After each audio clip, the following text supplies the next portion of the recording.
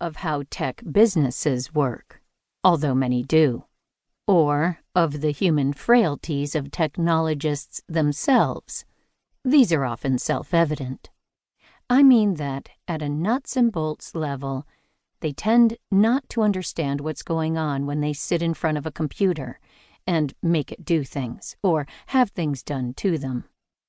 When better-informed activists point out the technical incoherence of some critiques, for example, why can't YouTube just use an algorithm to block hate speech? They are accused of a mulish intransigence, dressed up as technical objections. All too often, the answer to "that's just not possible" is "nerd harder." The thing is, technology activists are, in fact, enthusiastic about technology. They really do believe that with technology we can create structures that upregulate the angels of our better nature and downregulate the venal, cowardly, and unworthy impulses. If that was all that tech activists believed, then it would be totally fair to call them monsters of hubris, the unwitting handmaidens of technological oppression through ubiquitous surveillance and control. But that's not all tech activists believe. They believe that everything could be so great, but only if we don't screw it up. After all, if you're an information security person, your whole job is to sit around and think of how terrible people will abuse the systems you're charged with protecting.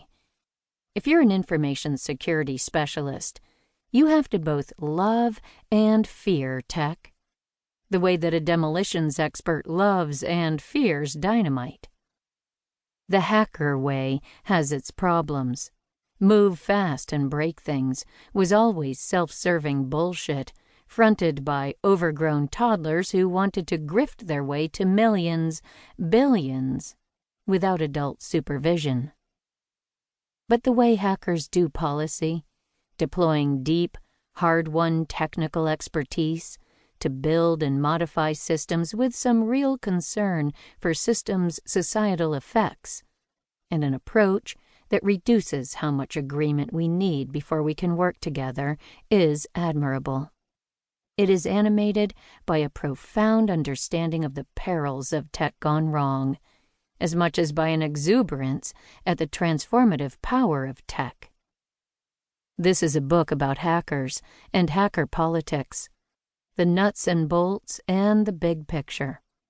The people who appear in it, including, briefly, me, are like our fellow human beings, deeply flawed, cracked vessels, who struggle to contain bad impulses and to let the pure water of our noble ones pour out freely.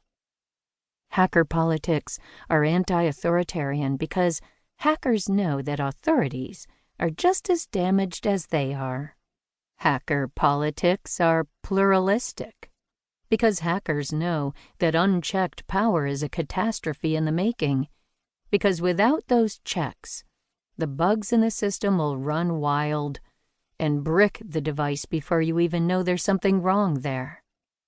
It is a political ethos that accounts for the fallibility of human beings as much as for their unlimited potential. It is designed to avoid making things worse, even if it doesn't always know how to make them better. Hacker politics may not solve our problems, but as this book makes clear, they are going to be part of the solution. Author's note. As this book was well into production, in August 2019, a series of allegations began to emerge against a number of people and institutions featured in the text. These allegations linked sex offender Jeffrey Epstein to MIT and to Harvard, and also to faculty and donors at those institutions, including MIT Media Lab Director Joey Ito and MIT Professor Marvin Minsky, now deceased.